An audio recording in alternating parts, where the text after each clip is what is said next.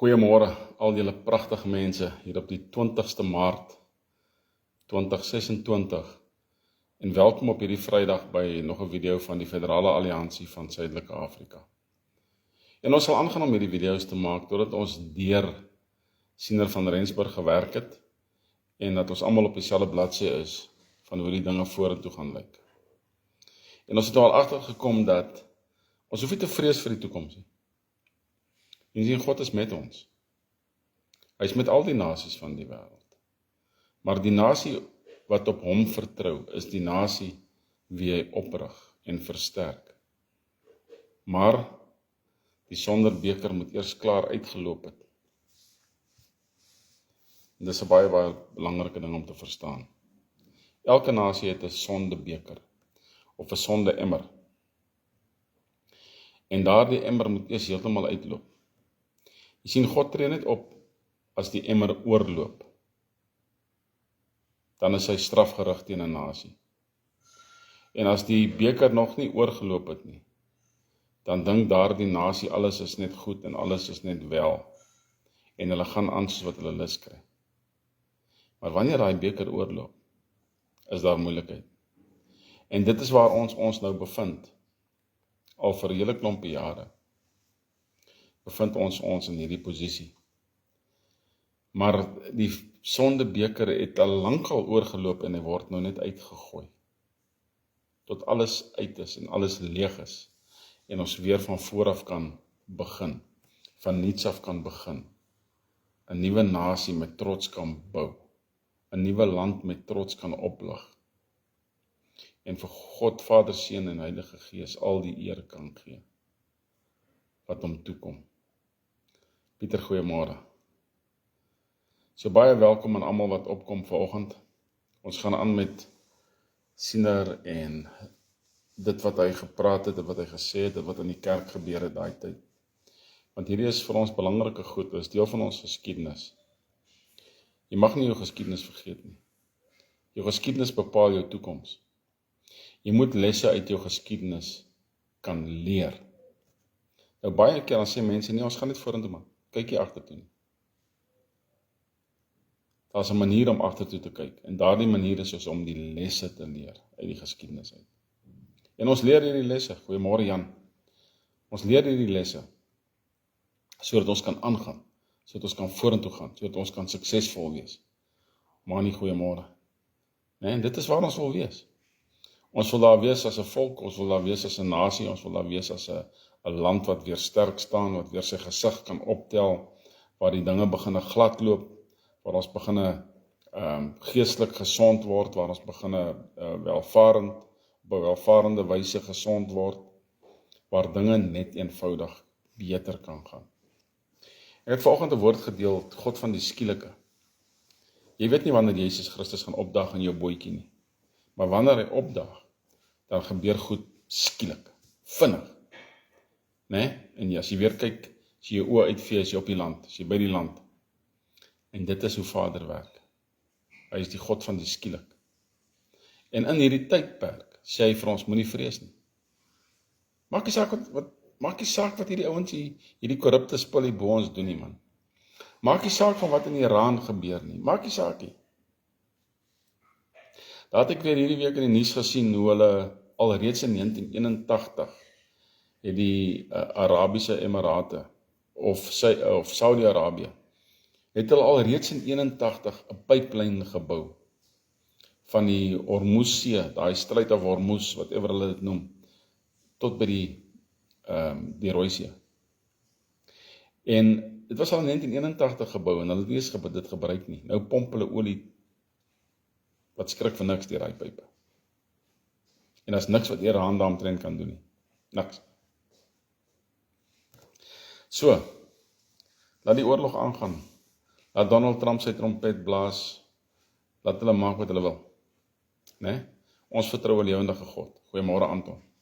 Ons vertrou 'n lewendige God wat ewe skielik gaan opdag. En van ons gaan help uit ons benoudheid uit. En vir ons die regte rigting gaan aanwys. En ons is opgewonde daaroor. Ons is opgewonde daaroor. Man. Kan julle dink die hoeveelheid boeke wat hy moet skryf wanneer hierdie hele storie verby is? Ja, Die verhaal van die nuwe boerevolkstaat begin in 1994, toe die sonde-emmer oorgeloop het. En Vader, die leierskap van ons af weggevat het. Want ons het gesondig. Maar is nou tyd, daardie emmertjie is nou amper leeg. Hy is amper leeg, man. Ek weet nie hoe leeg hy is nie, maar ek glo hy is amper leeg. Want dinge kom stadig maar seker na 'n punt toe. Ek het daarom 'n brief ontvang van die Amerikaanse ambassade van hulle protokoldivisie, dat hulle het my dokument gelees en hulle het dit vorentoe gestuur na die ambassadeur toe. So dis klaar 'n goeie ding. Want die protokoldivisie is die buffer tussen die ambassadeur en groepe, mense, you name it. Hulle het sulke prosesse van die sekretaresse af na die volgende sekretaresse toe. Dan gaan jy na die protokoldivisie toe. Die protokoldivisie kan alles blok. En hulle het die dokument gelees en hulle het dit aangestuur. Hulle het vir my die e-mail gestuur, die e-pos. En hulle het dit aangestuur na die ambassadeur toe. Nou is dit 'n kwessie van sy sekretaresse wat moet kyk in haar dagboek of wat ook al, en sy moet met hom gesels oor ons. Hulle moet kyk in hulle dagboek, gaan hulle vir ons 'n spreekbeurt gee of gaan hulle nie. Maar ek glo as dit die Here se wil is, dan sal daar 'n spreekbeurt kom, né? As dit die Here se wil is. Dis net hoe dit werk. Dis net hoe dit werk. Ons operate net, ons werk net in die Here se wil, né? En dan vra mense, maar wat is die Here se wil? Die Here se wil is dat jy werke sal doen in die geloof. En dan sal hy jou daarvoor eer. Hy sal jou eer of met 'n ja, of hy sal jou eer met 'n nee. Jy weet jy kan geëer word met 'n nee. Want God weet wat's goed. God weet wat is die regte pad. God weet wat jy moet hê en wat jy nie moet hê nie. Hy weet alles. So hoekom sal hy vir jou 'n slang gee as jy vir hom vra vir 'n brood of 'n baksteen? Wat sê hy as jy vra vir 'n vis, hoekom moet hy vir jou 'n slang gee? As jy vra vir 'n brood, hoekom moet hy vir jou 'n baksteen gee? Hy weet wat's goed vir jou. Maar as jy vra vir 'n baksteen, maar jy kort eintlik 'n brood, dan weerhou hy die baksteen. Maar jy soek daai baksteen, man. Jy weet nie dat daai baksteen om jou voet vasgemaak gaan word en jy gaan verdrink met daai ding. Maar God weet. So ons vertrou hom en ons loop in sy wil en ons doen wat hy vir ons sê om te doen. Né? Goed. Ek weet waar ek is, maar ek weet nie, ons is al oor die helfte al. So miskien by maandag maak ons klaar met hierdie ding. Kom ons kyk hoe ver kom ons. Boy Mosman is aan die gesels. Dit was die begin van die rebellie. Hierdie is die absolute begin van die rebellie. En hier is soveel geskiedenis hierin. Ons moet nou 'n bietjie mooi luister. Hier is soveel geskiedenis hierin. Oom Siener was toe al deur bitter baie hartseer. Ons het vir 2 dae by Witsand, net buite Schweizer gekamp, waar generaal Kemp toe besluit het om 2 divisies manne deur te stuur na Mani Marits toe, met die boodskap om vir ons te kom help. Net daar, gesuiwer geskiedenis. 1 divisie was onder leiding van Petrus Ferreira en 'n ander onder 'n ene Makati. 'n Makati in die boere rebellie. Nee, ons is net boere, nee man, word net wakker. Toe die 2 dae verby is, toe hoor ons oom Klaasie het laat weet dat die pad oop is en ons moet gaan. Oom Klaasie het laat weet dat die pad oop is. Siener van Rensburg het vir hulle gesê, julle kan maar gaan, julle kan nou beweeg, die pad is oop. Dis hoe God werk. Oom Willie Boshoff van Wommerandstad het 'n kort diens gehou en gelees uit Joshua 3 vers 5. Ek het vanoggend gedroom van Joshua 1 vers 8. En Joshua het aan die mense gesê, reinig julle, want môre gaan God groot tekens onder julle doen. Is dit nie fantasties nie? Reinig julle, want môre gaan God groot tekens onder julle doen. Die woord het ek vanoggend gekry het wat ek gedroom het. En ek ken die woord. Né? was wees sterk en volmoed. Rak Shazak Amats. Ek het dit vanoggend gedroom. En ek onthou dit nou, omdat ek Joshua lees. Joshua lees, sorry, nie Joshua nie. Joshua, lees Joshua. Nee, Joshua 3 vers 5. Reinig julle, want môre gaan God groot tekens onder julle doen.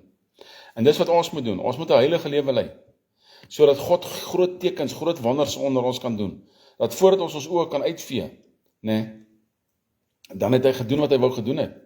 En dan staan ons verbaas en verbuister oor, wow, verwonderd. Kyk hoe groot is ons God. Nee? Wees sterk en volmoed. Ons het te verstaan dat oom Willie en oom Klasie saam ouderlinge was in hul kerk in Wolmaranstad en dat hulle ook goeie vriende was. My gedagtes was net dat in die nuwe dag ons iets merkwaardigs sou sien. En ons het. Die manier wat oom Siener ons deur die Namib gelei het, reg onder die neuse van die regeringssoldate, was merkwaardig, eintlik ongelooflik. Een van die kere het oom Siener vir my gesê, boy, ek sien generaal Botha is ook in die Namib. Hy is so kwaad, sy oë wil uitpeel. Sy horings is skerp, maar daar is 'n wit seil oor ons wat ons beskerm.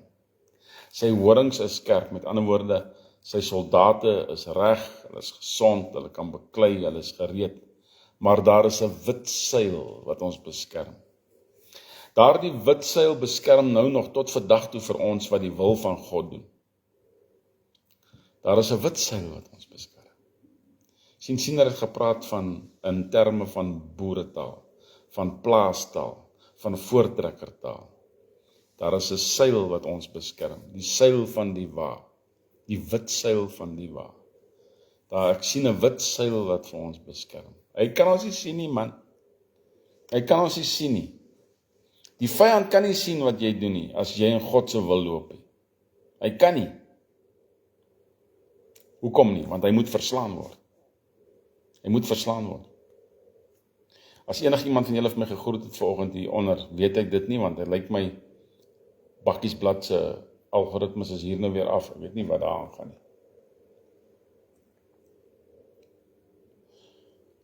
Sy horings is skerp, maar daar is 'n wit seil. Ja, God se beskermende hand. Oom Siener het toe verwys na Openbaring 7 vers 14 tot 17. God se teenwoordigheid in ons midde. Het ek dit nie so pas genoem.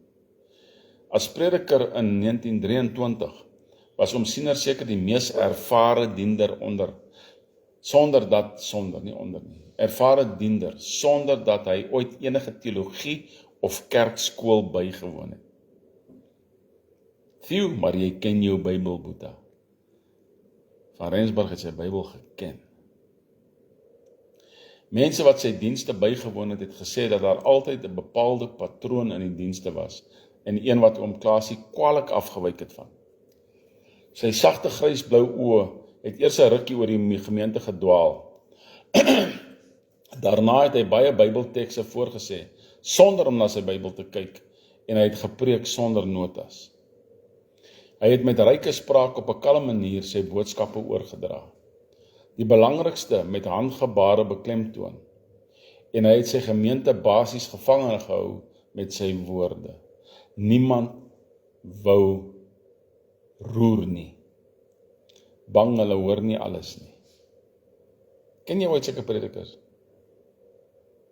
Of sit jy in die kerkbanke en raak aan die slaap? 'n Man stuur vir my 'n boodskap. Jy weet mos regtig nie wie die persoon is nie. Jy moet net altyd hierdie noemnaam op jou tube. Hy stuur vir my 'n boodskap. Hy sê jy nou vir my, ek moet uit die konservatiewe kerk uitgaan. En hy sê, aan watter kerk behoort jy? Ek sê vir hom, ek behoort nie aan 'n kerk nie, ek is in 'n kerk. Ek behoort aan die gemeente van Jesus Christus, die liggaam van Jesus Christus. Maar ek behoort nie aan 'n kerk nie. Ek is in 'n kerk. Ek woon dienste by, en ek is deel van die gemeente. Moet ek uit my konservatiewe kerk uitgaan? Ja, jy moet hardloop. Want jou konservatiewe kerk glo in die geloofsbelydenis. Verskoon tog. Konservatief is gelyk aan geloofsbelijdenis, is gelyk aan die hel. 'n Kerk waar die Heilige Gees is gelyk aan Handelinge 2 vers 38, bekeer jou en laat jou doop en jy sal gevul word met die Heilige Gees, is gelyk aan die ewige lewe. As jy in 'n konservatiewe kerk is, waar die Heilige Gees nie gepraat word nie, waar die doop nie gepraat word nie, die regte doop. Daar bestaan nie iets soos 'n klein doop en 'n groot doopie, daar is net een doop, en dis die doop na bekering. As jy nie so 'n kerk is nie, hardloop. Want daai ouens, daai leier, vat jou na die hel toe. Maak nie saak hoe mooi hy praat nie. As jy by 'n diens uitloop en jy is nie verander nie, hoekom het jy gesit en luister? Jy moet leer in 'n diens. Die Gees van God moet met jou gesels in 'n diens. As jy net goed voel, en maandagoggend vergeet jy wat die ou gesê het, wat soek jy daar? Hardloop. In elk geval, Siener praat. In 1916 het ek die belangrikste visioene met Boy Moesman gedeel. Nie met sy dogter nie, met Boy Moesman. 10 jaar later sit ek hier op Rietkuil en ek onthou dit soos gister. Boy, daar kom 'n tyd wanneer ek weer baie in die nuus sal wees. Ek sien hoe ons Afrikaners teen mekaar beklei en wanneer ons weer kyk, kry ons 'n swart regering. Is dit nie waar nie? Nasionale Party, Herstigte Nasionale Party, KP, AWB, boem, boem, boem, boem, boem, swart regering. Het dit gebeur? Ja. 1916 gesê. Gedurende die tyd sal die boere 'n sterk leier benodig om hulle die pad vorentoe te wys. Het ons 'n sterk leier, mense? Wie is hy? Waar is hy? Groenewald.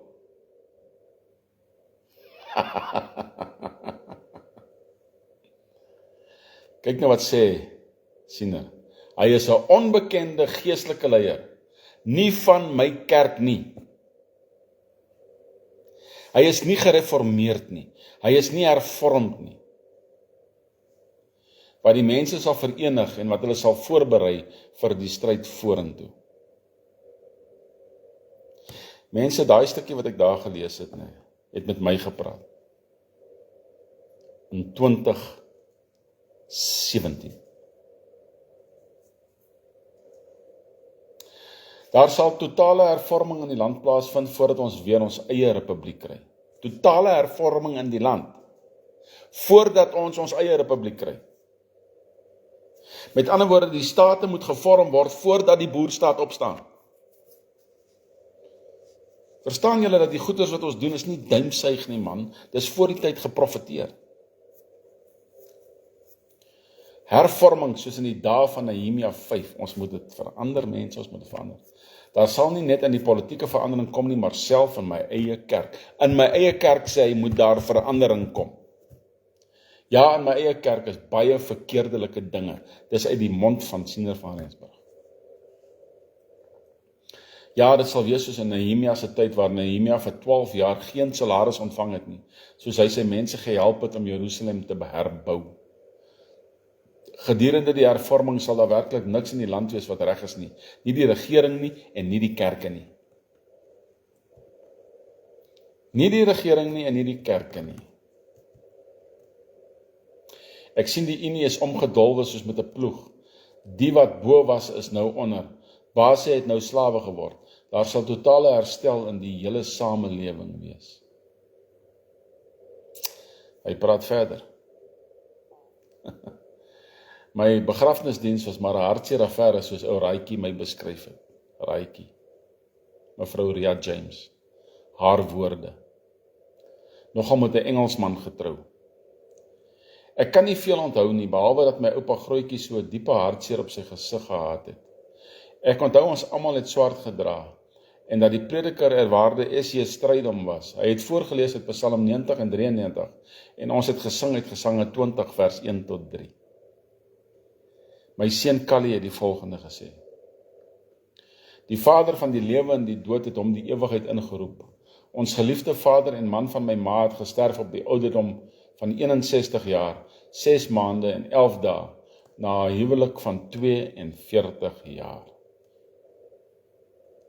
Siener was 61,5 jaar oud toe hy gesterf het. Sy huwelik was 42 jaar. Wat sê dit vir ons? Wat sê dit vir ons in ons tyd? Boy Moesman, die kerk en die Ossawa brandwag. Hierdie is 'n lang stuk, maar hierdie is baie belangrike geskiedenis, sodat ons kan waarheid praat. Toe Anna se pa dood is, oom Siener, toe kom sê sy vir my: Oom Boy, jy skryf mos 'n boek oor my pa. Ek gee vir jou die aantekenings voordat dit in die verkeerde hande beland. Anna het dit vir hom kom gee. Dus ek sê toe vir Anna: As ons verwagtinge van die Ossawa brandwag groot is, dan sal ons teleurstelling ook groot wees.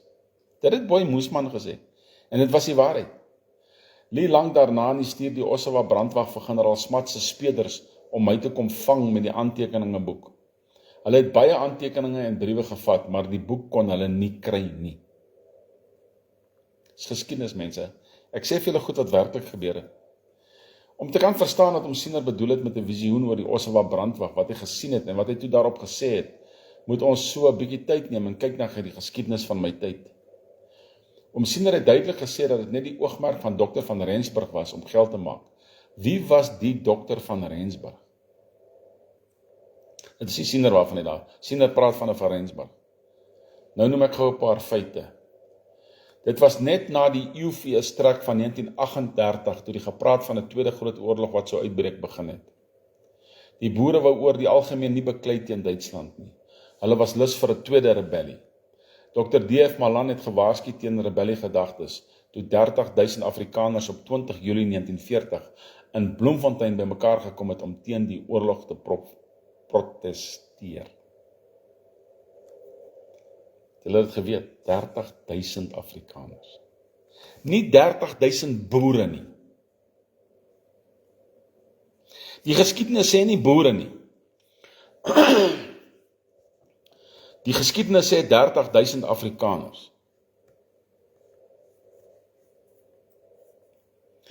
Het op 20 Julie 1940 in Bloemfontein bymekaar gekom om teen die oorlog te protesteer. Daar is nou praatjies in die adviesraad dat ons binnekort weer in Bloemfontein gaan bymekaar kom. Dis waarheid. Ek sal vir julle sê wanneer. Of ek sal julle sê net na die vergadering. Die Nederduitse kerk het ingetree. Die vraag na deelname aan die oorlog was nie ter sprake by die Natalse synode van 1940 nie. As gevolg van Engelse invloed sou hulle hul by Jan Smuts en D.F. Malan se regering skaar. Die Transvaalse synode het in dieselfde jaar om van enige direkte uitsprake weerhou. Die Engelse synode van die Nederduits Gereformeerde Kerk, is julle geskok, daar was 'n Engelse synode, hulle het by die regering gestaan. Die Transvaalse synode het stil gebly. Lafhartiges, tot vandag toe. Wat hulle basies gedoen het, was net mooi niks. Hulle het nie saam of teen besluit nie. Die Kaapse synode van 1940 was baie duidelik teen die oorlog gekant en het 'n ondertoon teen Suid-Afrika se deelname daaraan, en die ondertoon teen Suid-Afrika se deelname daaraan was beslis merkbaar. Snaaks genoeg was dit die Kaapenaars wat duidelik gesê het dat hulle nie wou beklei nie. Die Vrystaatse synodale byeenkoms van 1940 het hom beslis teen Suid-Afrika se deelname aan die oorlog uitgespreek. Wel dan, Vrystaaters. Die Vrystaatse kerk sien dit as sy taak om alle handelinge wat die rigting van die volkslewe, die volkswil en die Christelike gewete van die volk raak aan Gods woord te toets en daaromtrent aan die volk leiding te gee. As hulle net daarby gebly het, om alle handelinge wat die rigting van die volkslewe, die volkswil en die Christelike gewete van die volk raak, aan Gods woord te toets. Dit is die kern, toets dit aan Gods woord. En daaromtrent aan die volk leiding te gee. Na aanleiding van bogenoemde word die vraag beslis geantwoord oor die rol wat kerk en regering saamgespeel het.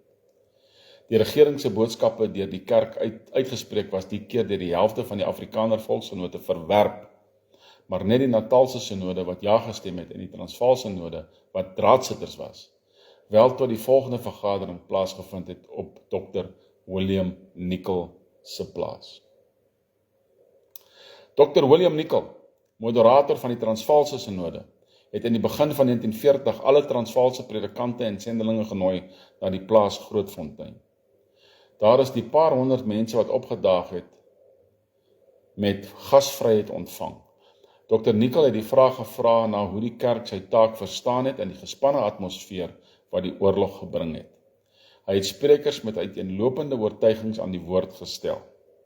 Nadat indringende debat gevoer is almal daar weg met die oortuiging dat die bediening van die evangelie groter was as enige politieke verskille. Die bediening van die evangelie was groter as enige politieke verskille. Dit het beslis 'n bydrae gelewer tot die opneem van die verantwoordelikheid van die geestelike versorging van soldate. Dit het egter nie verhoed dat daar wel baie spanning was nie. Die spanning het ook in Natal oorgeloop. Dr. De Vos, 'n voormalige predikant van die NG Kerk in Durban, het die NG Kerk daarvan beskuldig dat dit na sy mening the most powerful political party in the country was. Hoor julle wat sê hierdie ou, Dr. De Vos, voormalige predikant van die NG Kerk, sê it was the most powerful political party in the country. Dis 'n leier wat uit die NG Kerk uitgekom het. Hoekom sê ek julle moet van die konservatiewe kerk af weghardloop? Hy het die NG Kerk verlaat om 'n ander kerk te stig. Hy het die noue verbintenis tussen die kerk en die nasionale party bevraagteken. By die begin van die oorlog was hy ook 'n lid van die Ossawa brandwag, maar hy het dit verlaat na die ontmoeting met Van Rensburg in Augustus 1941. So wie was Van Rensburg? Wie was Van Rensburg? Ek gaan nog hierdie stuk met julle lees.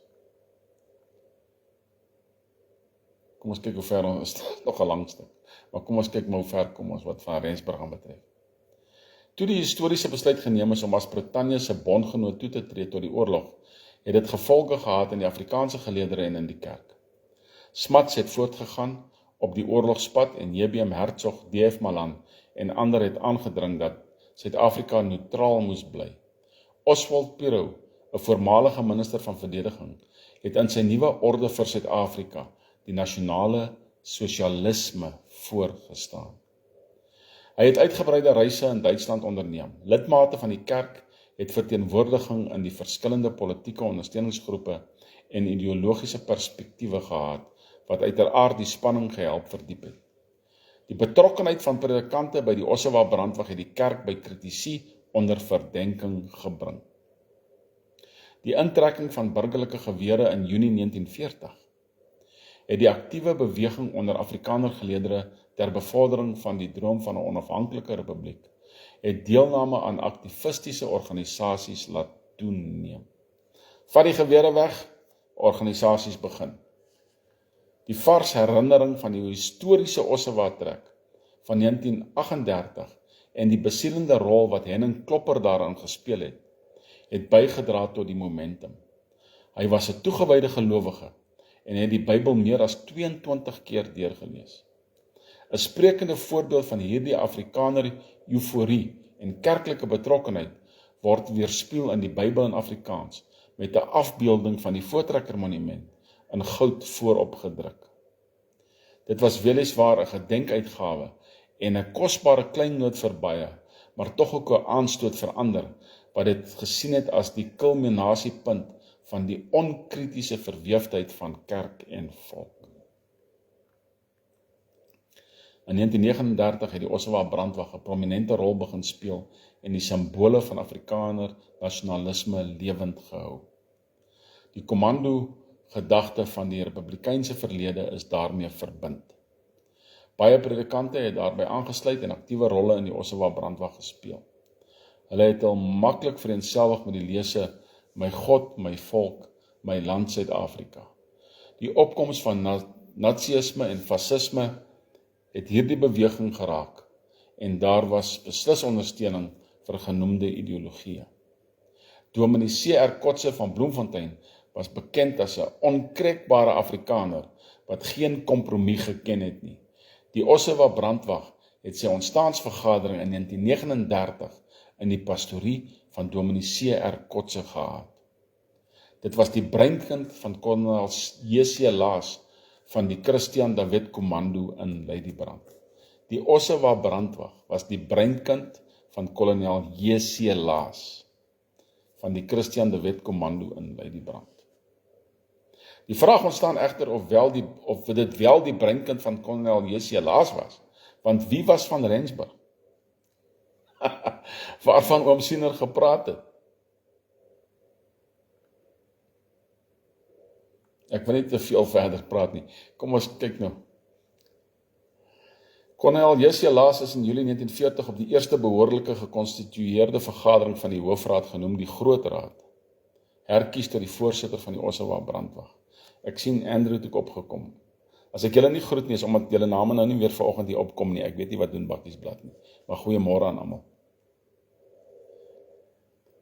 Toe begin sterk emosionele belaaide berigte in die koerante verskyn met die verwyt dat die kerk hom ingelaat het by die partypolitieke stryd, berigte met uitlatings soos: ons kerk het kamp gekies aan die politiek en maak homself aan politieke drywery skuldig. Die beskuldigings het nog meer spesifiek geword. Daar word ernstig twyfel gewek by lidmate deur dominees se betrokkenheid. Die regering het in 1940 sterk te velde getrek teen die Ossewa brandwag. Die kerk is nie gespaar nie en daar is verontwaardiging uitgespreek teen landwyse godsdiensparades, soos gelees in die Suiderstem 25 September 1940. Die kritiek van die regering teen die Hollandse dominees wat betrokke geraak het by die Ossewa brandwag het die NG Kerk geïmpliseer. Berigte waarsku teen die skering wat dreig in die kerk en dat honderde lidmate al die NG Kerk verlaat het as gevolg van die houding wat plaaslike predikante ingeneem het teenoor die Ossewa brandwag. Weer die Suiderstem 25 September 1940. Een voorbeeld hiervan is die spesifieke verwysing na 'n skering in Patterson se gemeente as gevolg van die bedrywigheid van die Ossewa brandwag daar. Die vraag wat hier ontstaan was die volgende: wou die Ossewa brandwag nie die boere uit die oorlog gehou het nie? Waarom dan al die polemiek in die kerke en die skerings en lidmaat verlatings? Weer oom Siener se woorde. Oom Siener het duidelik gesê dat dit net die oogmerk van Dr. van Rensburg was om geld te maak. Wie was die Dr. van Rensburg? Ons gaan by Dr. van Rensburg uitkom. Maar nie vandag nie. Nie vandag nie. Wie was Dr. van Rensburg? Daar is een ding wat julle moet verstaan, is dat Siener altyd reg was. Hy was altyd reg. En in maandag se video sal ons kyk wie was Dr. Siener van Rensburg. Ag, Dr. van Rensburg. Ons weet wie was Siener, maar wie was Dr. van Rensburg? Laat dit vir jou bietjie boei. Moenie gaan Google nie. Laat dit vir jou bietjie boei. Dan kan ons maandag kyk wie was Dr. van Rensburg gewees. En watter rol het hy gespeel? Hy het 'n baie belangrike rol gespeel. Moenie dink dat jou vriende altyd jou vriende is nie. Partykeer is jou vriend jou vyand en jy weet dit nie. En daarom is leiding deur die Heilige Gees van kardinale belang. Kardinale belang. Ons is vryburgers. Ons is boere Afrikaners. Ons is Afrikaners. Ons weet wie ons is, man. Niemand kan dit van ons al wegvat nie. En ons weet wat ons moet doen. Ons moet opstaan. Ons moet terugvat. Ons moet herbou. En ons moet die evangelie verkondig. Dis wat ons moet doen. Julle moet 'n fantastiese dag hê. Saam met God maak eendrag mag. Daar is nie 'n ander manier nie. Fantastiese dag, fantastiese naweek. Mag ons Suid-Afrikaanse spanne wen. Wat die sport aanbetref, alle Suid-Afrikaanse spanne. Ek gee nie om of hy 20 swart is in dit en 2 wit is nie. Op hierdie stadium verteenwoordig hy Suid-Afrika. Mag ons Suid-Afrikaanse spanne wen. Alle seën vir julle hierdie naweek. Alles wat mooi is en alle veiligheid, né? Wees veilig.